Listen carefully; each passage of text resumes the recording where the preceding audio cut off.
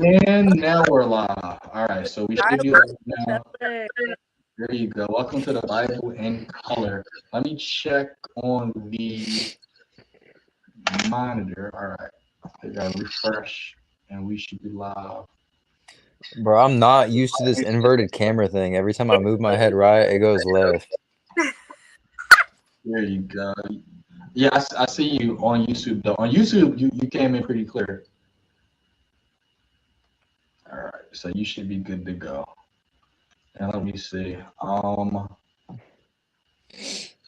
right. So we're live now. So what can happen is people can come back and people can watch this and et cetera, et cetera. Why am I down at the bottom like this? Oh, it's because this is the YouTube figure. All right. So we're live now. So welcome to the Bible in color, and we're going to be talking about all of the things that bring the Bible to life. We're going to be talking about Bible composition, Bible facts you probably never heard of. Of course, we're going to be talking about my favorite topic about how Adam and Eve didn't exist, but it's okay. It's all right. That doesn't mean you need to lose your what's the saying, Blossom? When people say doesn't mean you need to lose your faith. I'm thinking about eating like I'm like a foreign exchange student right now. My bad, y'all. Yeah. So I'm Wayne. Uh, Over to the right of me, that's Blossom, and to the right of her, that is Kason. And you guys might recognize them from movies such as. No, I'm joking. Um, but so Blossom, tell the people. We actually have people tuning in now.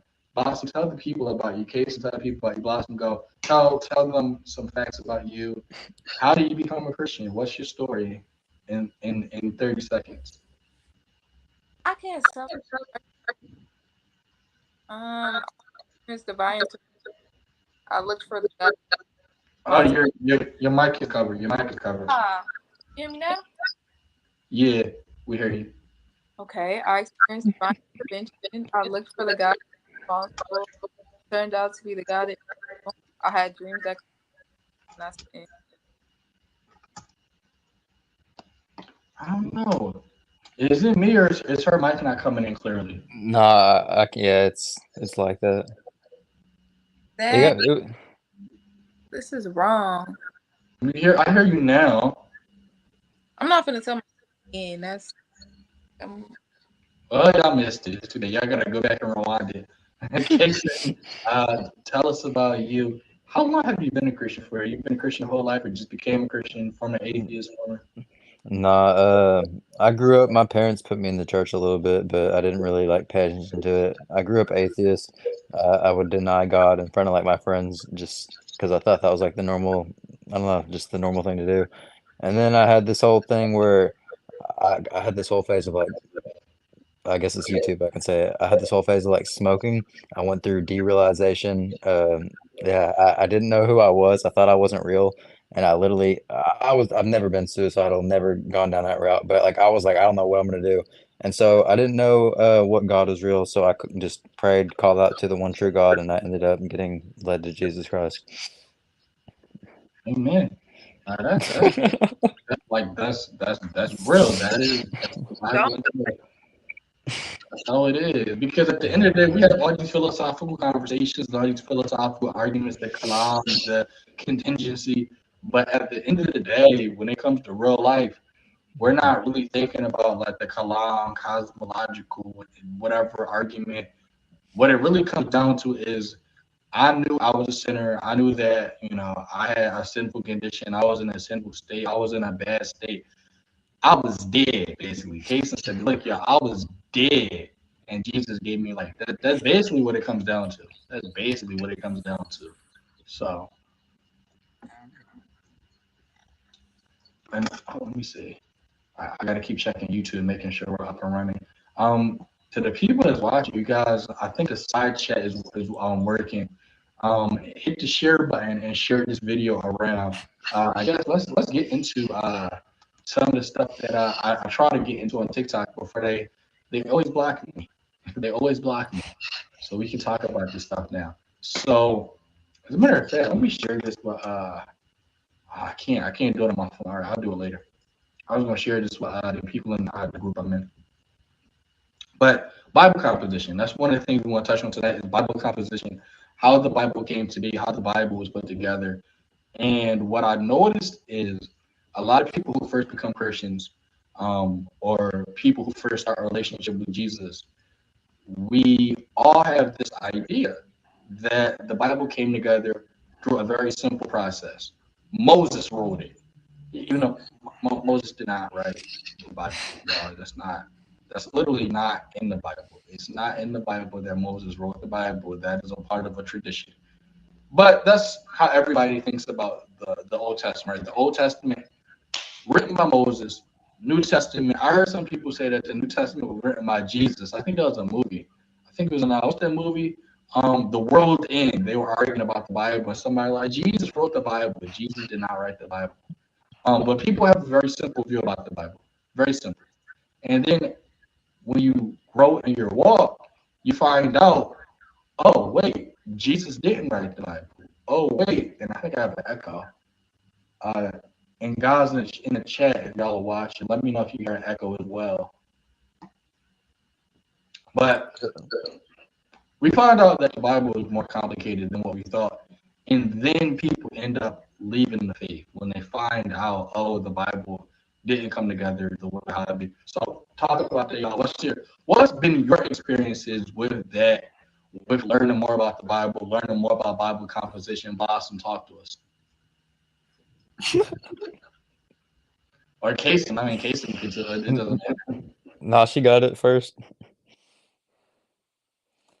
So just learning about the composition of the Bible, yeah, the documentary hypothesis is something I've been going through a lot lately. Like learning just the fact that Moses writing the Pentateuch in general isn't a biblical idea. It didn't strive from the Bible. It was it was tradition that Moses wrote the entire Pentateuch.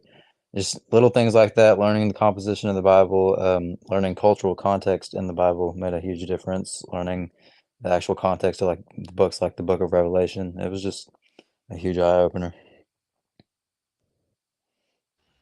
Blossom. Talk to us, talk to us. I would like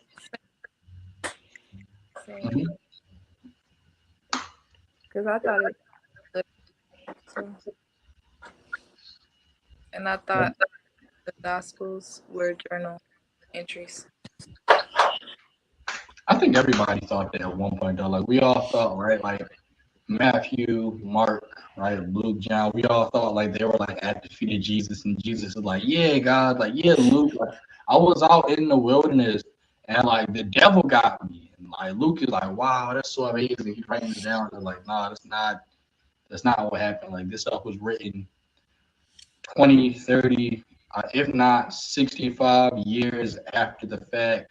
I mean, if this stuff is written 65 years after the fact, as biblical scholars like Bart Ehrman tell us, then the original people probably didn't write it. So that means that Mark probably didn't write Mark, right? It probably was like the Markian community. That means John didn't write John. It was the John, the Johannine community, right? And so we all kind of like thought the Bible was written right by Matthew, Mark, Luke, John. And then you learn more about this stuff. And then you learn about the oral traditions and stuff like that. So people don't know about that stuff. And I guess we can kind of like talk freely, yo. We don't have to like talk in like an interview format. But when it comes to like how the Bible came to be, what was a really shocking thing for you guys that you guys learned? Like what was a really shocking thing when it came to Bible composition?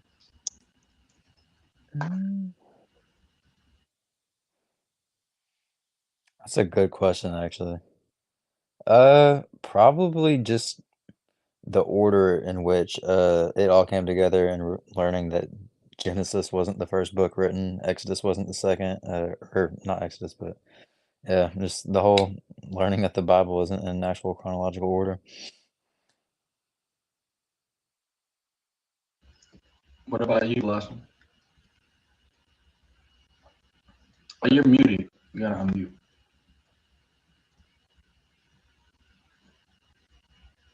You gotta unmute, Blossom. I was talking to my mom. Oh. Yeah. But well, it was the journal entries. It was the fact that it wasn't journal entries. That was the most. What about But the Old Testament? What I would say about that is it was more of like a relieving feeling when I thought it was literal, because it was like, okay, I know exactly what happened. I know exactly what is expected of me. It was no like critical thinking to it. So I think the fact that I have to still think more was more like the more shocking part. Like, oh, this isn't like straight up instruction. Yeah, everybody thinks that, right? And so like they'll go to Paul's letters and they're like, but Paul said this, that, and the third, and it's like, well, Paul was dealing with a specific issue in the church at that time. Yeah. Mm-hmm. Yeah. I think for me, what one that really was interesting for me? Mm, learning accommodationism was really something that was really interesting for me, because a lot of people look at Genesis, they look at Genesis like it's a science book. So they think that when they read Genesis 1,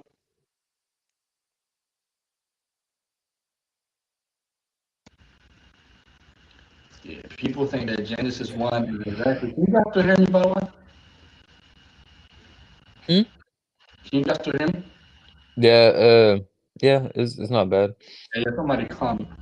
Yeah, learning that Genesis isn't a science book, that really was really hard for me to get, because a lot of people think that Genesis is like telling them exactly how the world was made. Like in the beginning, there was nothing, creation ex nihilo. Then God created the universe, and like here are the creation of this world, and hence, people are younger creationists, right? So that's really what was really it was very new to me. And when I learned about accommodation, I actually never knew. I actually never learned. Obviously, like most people, I never knew about accommodation. Accommodation is ism for a long time. Accommodation. Um, Whenever you speak up, or like not like I could hear what you said, but whenever you kind of like get a little loud, that's when it tends to like randomly cut out. Weird. Can you hear me now? Yeah. Okay, yeah, I never heard about accommodationism. And then when I heard about accommodationism, or when I did my research into it, it made more sense.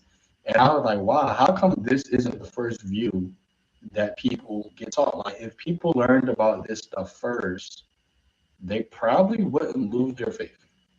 So that's why I talk about that in my book. I talk about accommodationism in my books. That's one of the first things I gotta like reprogram people.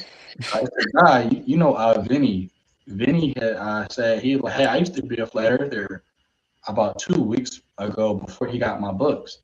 Now he's not a flat earther anymore because I had reprogrammed. So I think it's just easier. It's just like, again, like it takes more consideration. Like, because I didn't become a believer out of like the self-hate stuff he was talking about, like thinking I was a sinner and I'm so bad and I can be redeemed. It was just like, this God did something for me, so now I'm willing to dedicate my life to it. So I'm like, okay, what do you want from me? Like, that was literally, for real, that was a prayer I Yeah. had. I'm like, look, because I used to denounce God too. Like, I didn't believe at all. I'm like, look, bro, like, you did this for me, and I'm willing to be disciplined for you now. So expose who you are to me, and I will follow you in gratitude for what you did for me. So I'm like, dang, I still got, how am I supposed to, I made a deal with this thing, and now it ain't no black and white rules set forth, because I was just like, I read the Sermon on the Mount. I'm like, okay, got you. Like, I peep what you did for me. This is what I'm gonna do for you. Like, but now I'm over here learning that it ain't even. It's wisdom, as Wayne says. Not that sinning is not real. You can sin. You guys don't think you can't sin. that's a view I've been hearing predators say a lot. I've been hearing predators say sin doesn't exist anymore.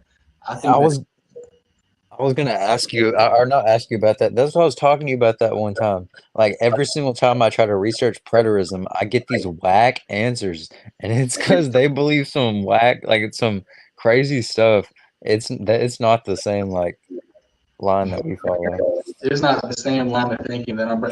So I think what happens is when people go to preterism, when people become preterists, um, because preterism is already seen as like outside of orthodoxy, there's nothing holding people inside of orthodoxy anyway. So that's why most preterists you meet, they'll be Unitarians. Oh, Jesus is God. And it's like, what are you talking about? Yes, Jesus is God. Or the other wacky views that preterists might hold on to. Um, Agency, right? Which is another Unitarian belief. You'll hear predators talk about agency and stuff. And I think it has to do with the fact that, like, once you accept preterism, I guess you feel like, well, screw it. I might as well just accept heresy for on. But like, Heresy. full preterism is not heresy. But because people get told it is again and again and again, people start to believe it. But yeah, I have heard them say like, "Oh, sin doesn't exist anymore." No, sin is very real. Sin exists. And in this new heaven and in this new earth, Jesus is acting as our high priest, our heavenly high priest. If sin doesn't exist, then why is Jesus mediating for us on our behalf right now, forever? Like that doesn't make any sense. Um, the Levitical priesthood. Um, is a priesthood that kind of like transfer over to the priesthood of Melchizedek. How can we be in a how can we be in any priesthood if there's no sin? So just stuff that I don't think people really think about. How can you say that we're in the Melchizedek order but sin doesn't exist anymore? Sin does exist. Sin is very real. I mean, we still have Christians being forgiven of their sins today. When you become a Christian because you realize that you need your sins to be forgiven. Jesus died for our sins, past, present, future. So, yeah, so I don't know when brothers say sin doesn't exist anymore.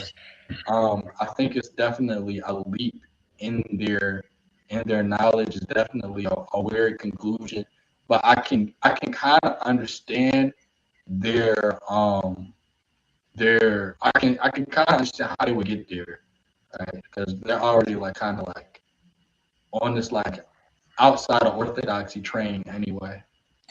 Other preterists I meet, correct me if I'm wrong. You talked about how Satan mentioned in the Bible, in the first century was actually referencing the first century Jews that rejected Jesus. Yeah. Well, I see a lot of preterists taking Satan literal, and they think that Satan was put under the ground, and that there's just no more evil. I don't know how they comprehend that or reconcile that with a worldview, but they just think that like all that was put underneath and. They take the Satan thing as literal. They don't think it references the Jews. So sin is contingent upon Satan. Hmm? Sin is contingent upon Satan. Like you can't have sin without Satan.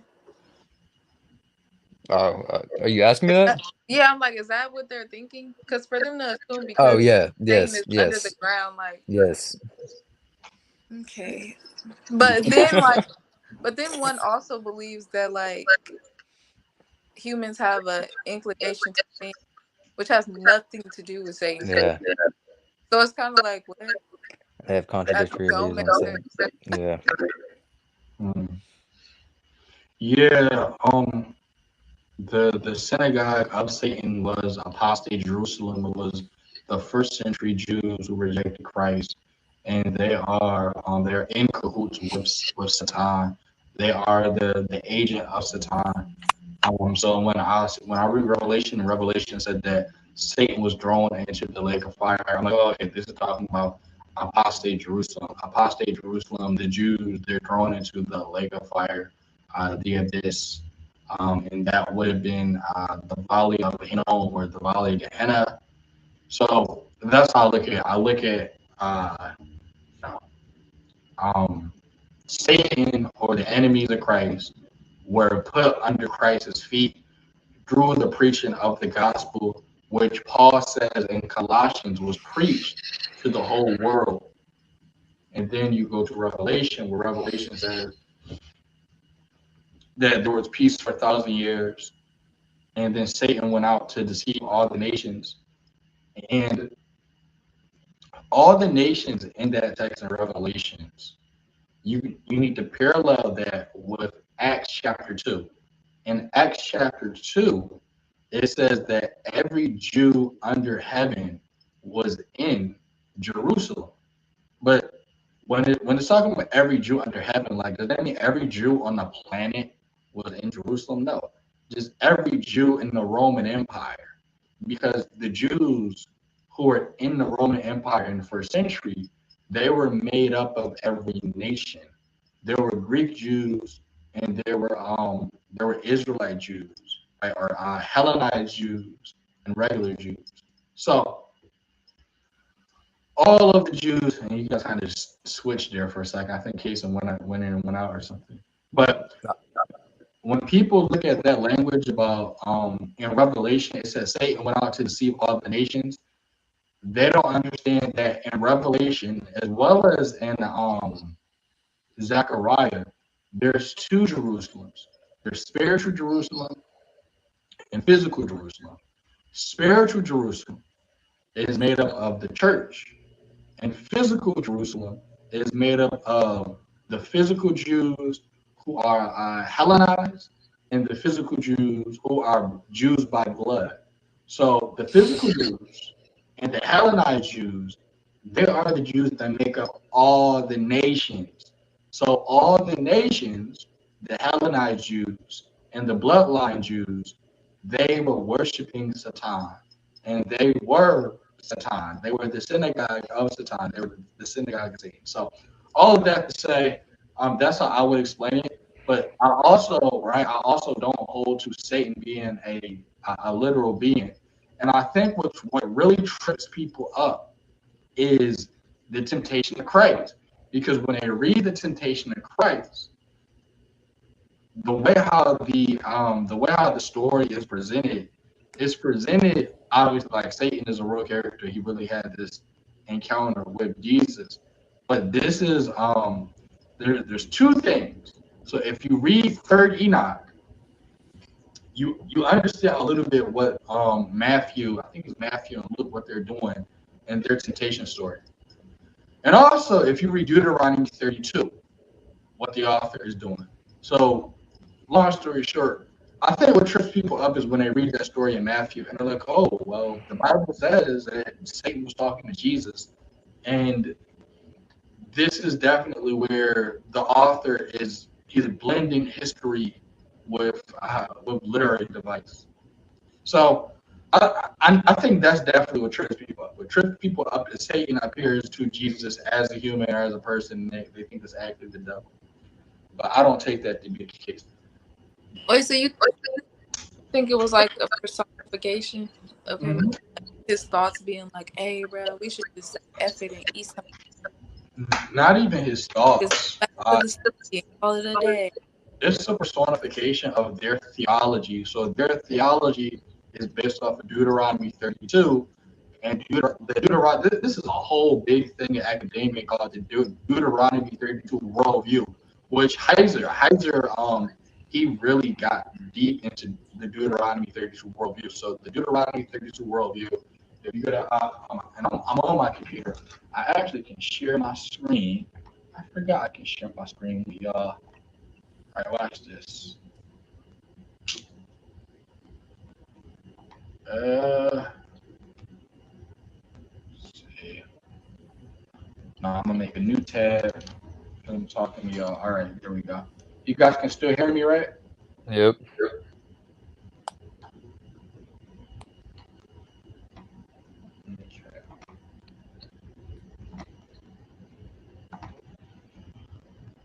All right.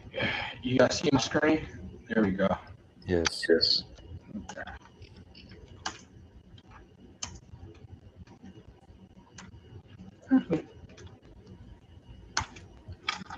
So this is Deuteronomy 32. I'm going to Deuteronomy 32:68. There you go. I'm going to read from the. This should be easier to navigate. ESV. All right. When the Most High, I'm reading from verse 8. When the Most High gave to the nations their inheritance, when he divided mankind, he fixed the borders of the peoples according to the number of the sons of God. So you have this imagery in Deuteronomy 32 that God is dividing the nations amongst his sons, or amongst these El or Elohim, these lower deities. And so when you read let's see, how do I get off here? Stop sharing. So when you read in the Gospels where Satan's showing Jesus all the kingdoms of the world, that's a parallel to Deuteronomy 32. And this is how we know actually. Can I bring my Lightroom software? Yes, I can. Okay, beautiful, beautiful, beautiful. Okay. I'm gonna show you how we know this. Share my entire screen. Where's Jesus? Jesus is tempted by the devil, what, Matthew 5 or Matthew 4? I think it might be Matthew 4. Matthew 5 was Sermon on the Mount. There you go. And then Jesus shows him all the kingdoms of the world. Yeah, Matthew 4. Yeah, Matthew 4:8.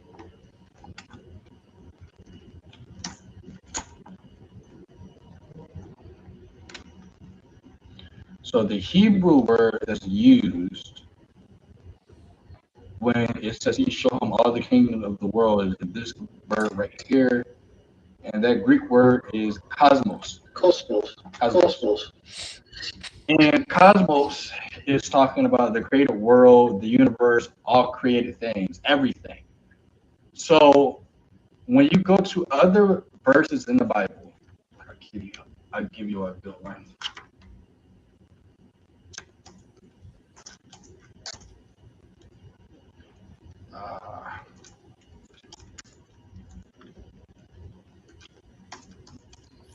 Because I want to show you guys that verse. Picture. Yeah, Mark 16:15. I think that Greek word is going to be oikomenes.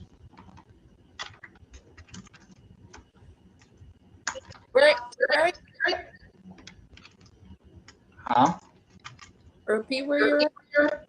Mark 16:15, where Jesus says, "Go into all the world and proclaim the gospel to the whole creation."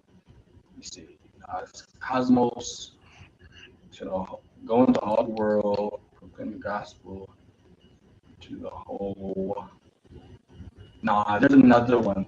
There's a Greek word. Let me see.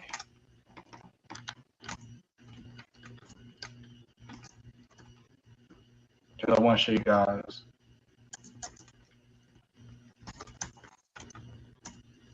There you go. Luke 2:1. Luke 2:1 is a really good example. Oh, look, Luke is right there. I mean, if you go to Luke chapter 2, verse 1.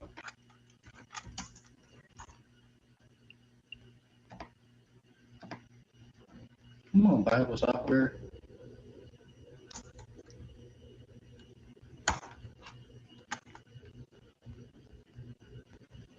All right. In those days, a decree went out from Caesar Augustus that all the world should be registered. And the Greek word is oikoumene. Mm-hmm. And it says the domain ruled by the Roman Empire, especially the inhabited parts. So when you go to Matthew 4, originally I had thought, and I'm gonna go back to my screen so I can finish out my point. I know I'm probably boring people. Let's see. What's not this? There you go. So originally, I had thought that I was like, maybe this is a polemic against the Roman Empire. I was like, maybe Matthew is trying to show that that the Roman Empire is ruled by the devil. But when I looked at the Greek word that was used, the Greek word that's used when Satan shows Jesus all of the world. Blossom, why are you looking at me like that? You looking like, what are you talking about? You keep it. Nice. What? Satan owns the Roman Empire.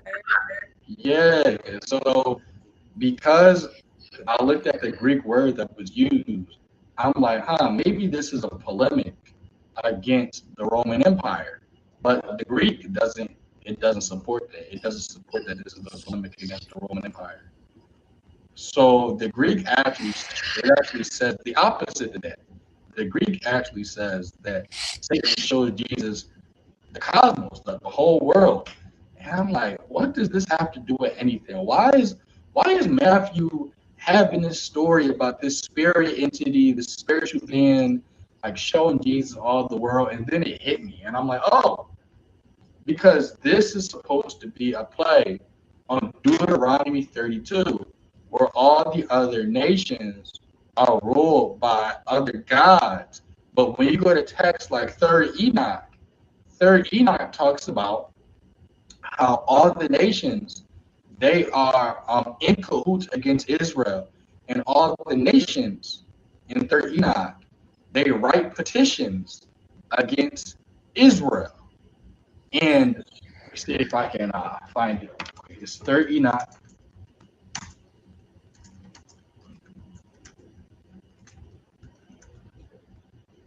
Let me see. Give me a sec. I'm gonna probably type it in my AI right now and see if I can find it. That's the beautiful thing about AI. Second. I'm gonna share my screen so y'all don't be bored. We got 3 people watching this, y'all. We're famous. How many? We got 3 people watching this. That'll probably be what. All 3 listening. Real biblical stuff. Like this go real probably happen. They not doing it like us. They not. Shout out to all. What'll probably happen is when we get done, people are gonna like watch this during their day or something like that, going to work. This what verse in 30 Enoch talks about all the nations petitioning.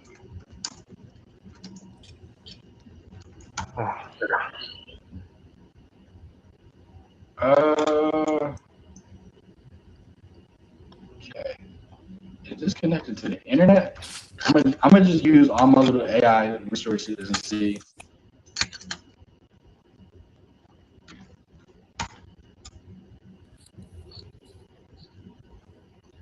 All right, I'm going to Copilot. AI is a beautiful thing. Okay, skip.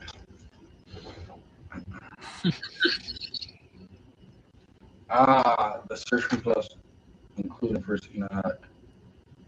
Okay, I might not be able to find the passage, but I do know that there is a passage in Third Enoch, and somebody will probably go behind me and find it or something, where all of the nations, they basically go against Israel, and they petition God about how Israel is so bad. Now, the reason why I bring it up is because all the nations, they petition their patron deities, and the patron deities report back to Satan. So basically, all of these nations have patron deities, and all of these patron deities are under the influence of the evil one. And this is what you see in Second Temple theology. So it's not necessarily that, Satan is this real entity and he really did meet Jesus. Like, this was a part of the theology of their day. And basically, this is trying to show that the devil or the powerful one or the evil one, he's offering all of the kingdoms of the world to Jesus. But like in the long shot, all of the nations are going to worship Christ. Hence, Genesis, what is it, chapter 37? And I wish I had all my resources up so I could just go and walk after this. I hate talking about stuff about actually having it on the screen, but I don't have it on the screen. I'm not going to sit all night. Maybe I'll turn this into a course or something. But yeah, so yeah, I don't look at Matthew 4 as Satan talking to Jesus literally. I don't take that as a literal account that literally happened. I look at that as Pesharim. I look at it as Pesher. So Blossom, where'd you go? But what's up, Jason? Talk to me. You look like you're in deep thought. Not much. Yeah, I was just listening to everything you said. All striving from that view that this predator said. Yeah, it's interesting. So you're Man. saying that they're summing up what was already believed? Like they already believed that Satan was owning all of the other people that were against Yes. well Jesus, because it's written post present. I don't know how to say it. Like it's written in the future. So you're saying, oh no, against Yahweh. Mm-hmm. So Yahweh dispersed the nations to the other gods in the beginning. Mm-hmm. You could have them, you could have them, you could have them, but they became his enemy. So therefore Satan owned the other places. Yeah. Okay. And then they made a whole like what is it, allegory of Jesus talking to the owner of those nations, like, hey, like I'll give it to you if you obey me. He says no, and he ends up owning them again. Okay, I'm sorry. I just have to recap. You got it. You got it. But we, as like 21st century Americans, like we have so much tradition beat into us where we don't know how to deconstruct these stories. I hate using that word because everybody's a deconstruction. Now I'm deconstructing. We don't know how to deconstruct these stories now, and so as a result, we kind of just take them like at face value. But like there's more going on to these stories. There's a cultural background to these stories. So yeah. And you do see in the Tanakh where it's prophesied that Messiah will inherit all the nations. I think this is what Genesis chapter 37. It says the scepter. As a matter of fact, when you can read it, I'm gonna show y'all. Just so y'all know, I'm not making this up because I hate because people have never heard of this stuff before. They think because I've never heard of this, you therefore must be lying. I don't need to lie about this. Yeah. Genesis 49. There you go. Genesis chapter 49. Oh, it's about to come in Shiloh. All right. I got all these random tabs on my laptop. People will call anything they don't want to believe a lie. Basically. So Genesis 49:10. The scepter shall not depart from Judah, nor the ruler's staff from between his feet, until tribute comes to him. And to him shall be the obediences of the people. So you see how the scepter is going to depart from Judah when Shiloh comes. Well, Shiloh is usually Bible translates this as Shiloh until tribute comes, until he who tribute is due comes. So when he who tribute is due comes, that's when the scepter is going to leave Judah, is going to depart from Judah. Isn't it funny that Messiah comes from you know what tribe Messiah comes from? Where? Judah. Jesus is from the tribe of Judah.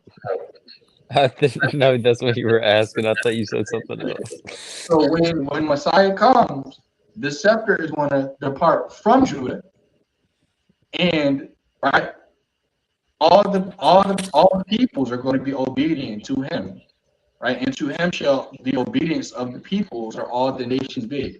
So this is talking about Genesis 49. This is talking about the inheritance of the promise to the Gentiles. Paul is not making this up. Paul didn't make up that salvation is also for the Gentiles too. He's looking at Genesis 49, he's looking at Deuteronomy 32. So when you read Matthew chapter 4, and then when you read Genesis 49, in hindsight, you can see why Messiah is saying to Satan, no, I'm not going to worship you because it's going to be given to me anyway. Genesis chapter 49. The scepter shall not depart from Judah, nor the roll of staff from between his feet, until tribute comes to him, and to him shall be the obediences of the peoples. You can see that in Genesis chapter 49.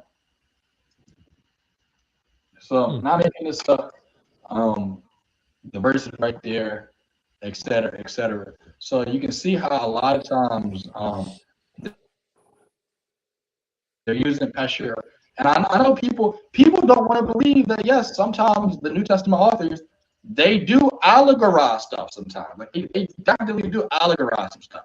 Like there's other stuff in the text that, I mean, for lack of better words, is an allegory, and it's not a bad thing. It's not bad. It's not evil. We've just been conditioned to think that if this didn't happen exactly the way we think it happened, then it's not true. Maybe the way how you were taught just sucked. Maybe somebody just explained this to you bad, like maybe. So not only that, but like they're kind of trying to convey a very like esoteric situation. Like it's not even like, oh yeah, he went out there, things happened to him, and then he came back. Like no, we're describing like whatever he went through. Like no one knows exactly what he went through. He was alone, and then it was like mad metaphysical. Like they tried their best, they did their best. He got tempted, and here's how we think it happened. Yeah, he got tempted, and this is how we think it happened. Yep, and that's it's not a bad thing. It's not a bad thing. So I would say yes, the temptation of Jesus is an allegory to basically resolve or sum up Deuteronomy 32, Genesis chapter 49, to sum up how all of these, to sum up how the world was under the influence of the evil one, basically. Like that's basically what you're trying to like show. Like, oh, but that's not only what happened there. He did a lot of stuff. He was like, oh, if you're really who you say you are, throw yourself off the cliff and see if the angels will catch you. Like it wasn't even about just how the nations were dispersed. Like they touched a lot of topics. Like I really think they were trying to summarize temptation. Yeah, I'm talking about that verse, like that one verse, like where Satan like shows him the king of the world. Like the whole thing, like is following like encomium, like he's out in the desert to be tempted by like this other king of this other realm or whatever. So a lot of stuff is types, shadows, and people. I think people feel like you're taking away from my faith. Like chill, bro. Like I couldn't take away from your faith even if I wanted to. You believe in a talking snake. Like I could never. Like you believe in a talking snake and magic trees with two naked people in the garden. Like I can't take away from that if I tried. Like you literally believe in an allegory already. I couldn't take away from that even if I wanted to. And in the Garden of Eden, Adam and Eve was smoking cigarettes. Like, I don't know. I know it's true. Y'all know Adam and Eve was smoking Marlboros in the kingdom of heaven. Yeah. They got kicked out for having too much fun with the plants. Basically, man. But, yeah, like, because I think the next thing people are going to say, so the next topic is, right, they're going to say, and I don't know if y'all can see the bottom of the screen or not, the next thing people are going to say is a slippery slope. If we say that Jesus wasn't tempted by like this magical being in the desert, doesn't that mean that means he didn't do miracles? That means the crucifixion didn't happen. That means this didn't happen. Like, no, what that means is authors use literary devices. Don't you use literary devices today? That doesn't mean the entire story is incorrect because you use a literary device, right? And they'll be like, no, because this is the word of God. And people just go full. I'm so afraid of being banned I would be too. Oh man, TikTok has me traumatized. TikTok has me traumatized. But they go full commando, stupid. Just full commando, like guns blazing. It's crazy. So Pan, what do y'all think about that? What do y'all think about the slippery slope? But once you don't accept one thing as being literal, all of it is just undone.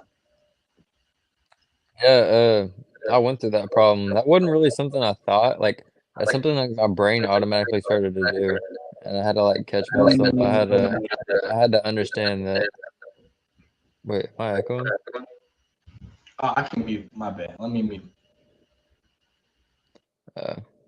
Oh well, yeah.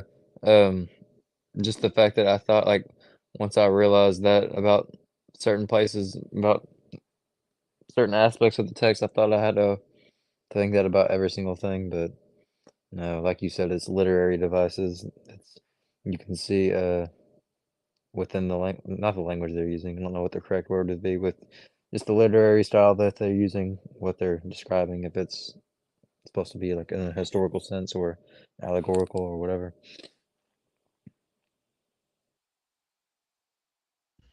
Yeah, I would agree. You can see it in the literary style. You can see it, yeah, in the outline and all that stuff. And Blossom, I think Blossom had to step away. That's just how reading things work. Like you gotta like have some consideration as you read it. Like, okay, why was this written and which way was it written? Like, I don't know. I just think it's intellectually lazy to be like, oh, this didn't happen, so none of it happened. Yeah, exactly. Have you not read? Yeah, I wouldn't. yeah. I was gonna say, yeah, they like I hear that so much from people. Like I just heard that Blossom when I was on Clubhouse. I was on Clubhouse and they were talking about Adam and Eve, and they're like, "How can you not believe in Adam and Eve? That means that Noah didn't exist. That means that so and so didn't exist. Not necessarily, but obviously I don't believe that Noah existed, but I don't believe that Noah didn't exist because Adam and Eve didn't exist. I don't hold to a historical Noah because I don't think that Genesis chapters 1 to 11 is a historical genre to begin with. The person who wrote this story, they were not trying to explain to you in 2023 the history of Adam, Eve, Cain, Abel, Noah. They're not writing history.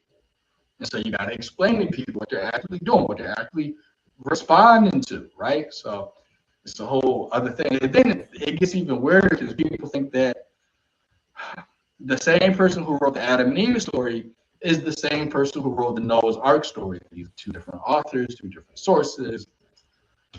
So, like I said, when people come to the conclusion that the Bible is more complicated than what they thought, they're going on atheism lane. And I think atheism is lazy. I think atheism is so lazy just to throw your little hands up and say, oh, I guess it's not true. No, it's not that it's not true. Like, this thing has a lot more working parts and components than what you thought. And like I always say, you worship the God who made the sun, moon, stars, universe, right? Have you guys ever looked at a book that talks about like planetary motion or physics, like planetary astrophysics? It's complicated. It's extremely complicated. So I don't know how for the life of me we understand that the universe is so complicated. Like you need specialists, right, to even make cell phones and laptops. Why don't we think that the God who made this same universe, he also would require somebody to be a specialist to understand the book that he had, made or designed. So, like I said, it comes down to an issue of like people want this to be a lot more simpler than what it is, and the truth of the matter is the Bible just is not simple. It's just not. I used to be like so dumbfounded with the Bible. I used to just pick it up and read it all like it was just one genre, like in and of Yeah, itself. I would not take into consideration the fact that they're different books written from different people. at all. Yeah. I thought it really was like a real message. Sit down. For real. Like I discovered like a little tablet in a uncharted cave or something. Like somebody just wrote it in one sit and just had one good sit. And he was like, all right, I'm gonna write this all out right here in 1400. Damn. We were all so stupid. But it makes so much more sense the way it actually happened. It makes a lot more sense. Yeah, it makes a lot more sense, but it challenges what you originally thought. Even because I heard that guy on TikTok, deconstructing zone or whatever. He has a ball on TikTok. I see. You know what I'm talking about. He always has the lies about Jesus is the Messiah. That little atheist guy, he be having a ball on there. He should be having time of his life. He definitely. Yeah, he should be having a ball. He be having time of his life on there. That messianic prophecy one was funny. Yeah, he doesn't really have too many people in his lives, though, which, like, thank God, right? Thank God there's not too many people in there losing their faith, which is why I go so hard against McClellan. Like, why? Just why, bro? Why are you here? Like, I don't think everyone will believe, though. I think everybody will follow. Some people are going to be atheists. They're gonna die atheists. Like I'm sure Dan gets a lot of people. My bad for cutting you off. That's okay. Yeah, I feel like Dan gets a lot of people in. Like I think you said it earlier. His entire fan base is just atheist. Yeah, I think he's peddling to these people. Like, I don't know. Like maybe he found out that this is it's a good market to make money off of. I don't know. Like that's the only thing I can think of. Because he's not doing this out of the kindness of his heart. Oh, I want to educate people, or I want to reconcile people's faith. How are you giving people the issues with the Bible, but there's no reconciliation? I know I can't be the only one who notices. Every video is, oh yeah, First Timothy is a forgery. Well, yeah, we know First Timothy is a forgery, like for people who are in academia. But like, how can you then tell that to somebody with no solution? Oh yeah, like First Timothy was written by somebody pretending to be Paul. Bye. Like. Imagine like a 13-year-old, like a strong Christian, just 13-year-old kid on TikTok, just randomly scrolling, just comes across a Dan McClellan video. That boy's faith is done for.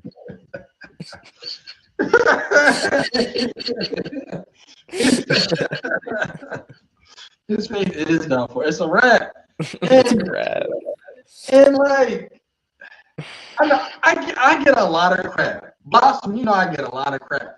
Because people always say, oh, you're telling people things that are not true or whatever, but I always give some type of reconciliation. All right, Chief, like calm down. It's all right. Like that doesn't mean the Bible isn't true. What that means is, but like Dan McClellan, he doesn't do any of that. He does none of that. It's just like, yeah, this isn't true. This isn't true. This was added in here. This was redacted. This was this.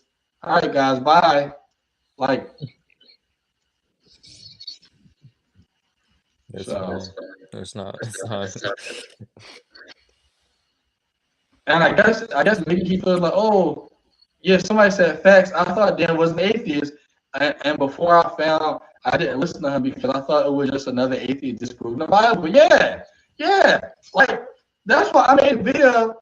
I think he saw my video, and he made that video today talking about, oh, I'm not an atheist. I've never been an atheist. But he never told us what he is. Like, all right, Dan, like, what are you then? All right, you're not an atheist, but what are you? Are you a Christian? Are you Jewish then? Are you Jewish? Is that it? Are you Muslim? I'm in the Church of Jesus Christ of Latter-day Saints.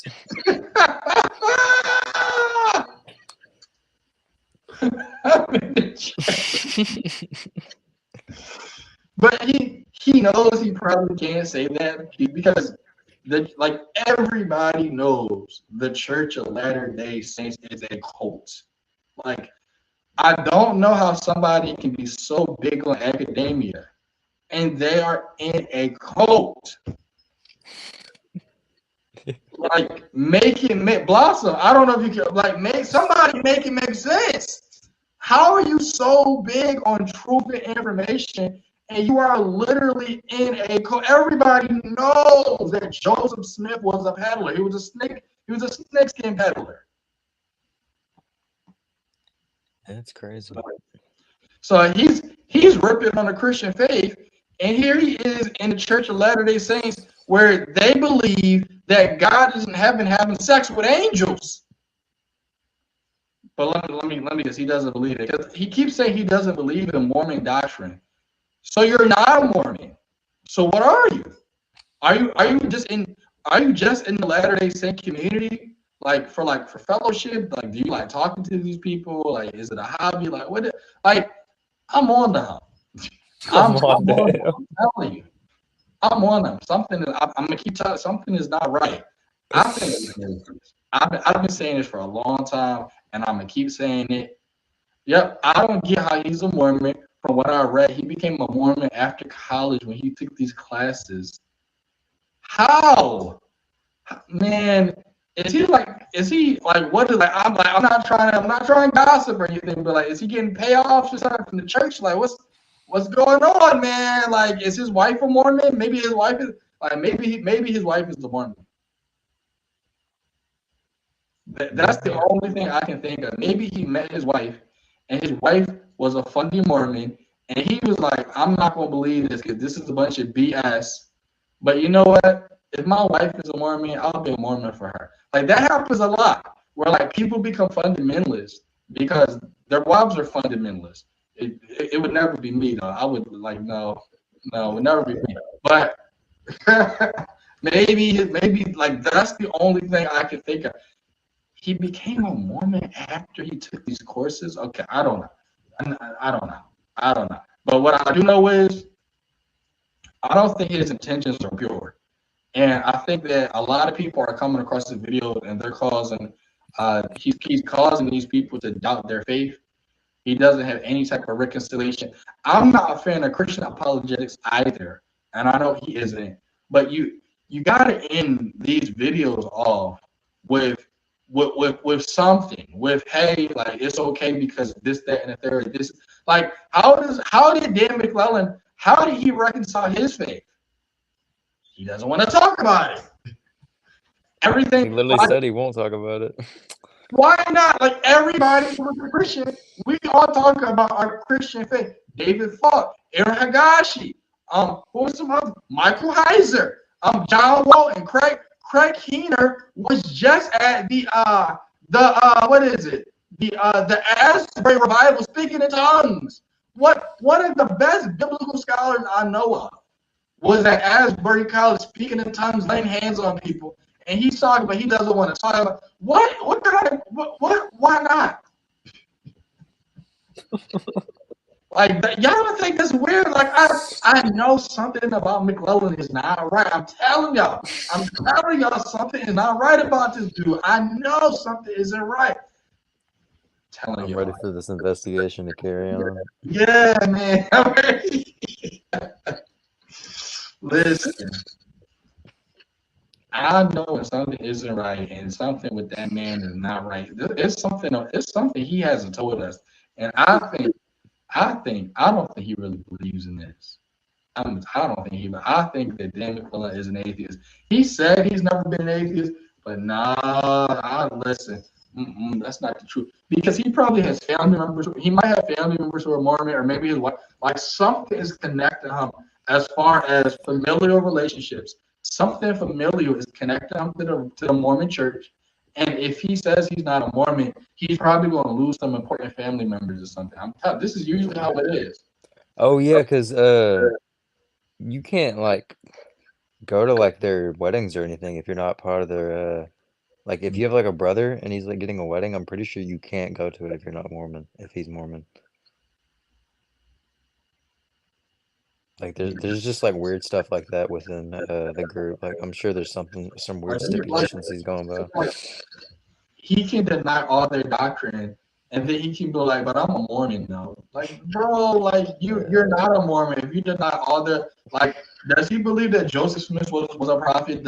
Like, how the hell can this man believe that Joseph Smith spoke with Jesus in ancient Americas? There is no ancient America. How can he know as much as he knows, and he really believes that the Book of Mormon is true, and Jesus walked around ancient America? America is 200 years old, and America is not ancient.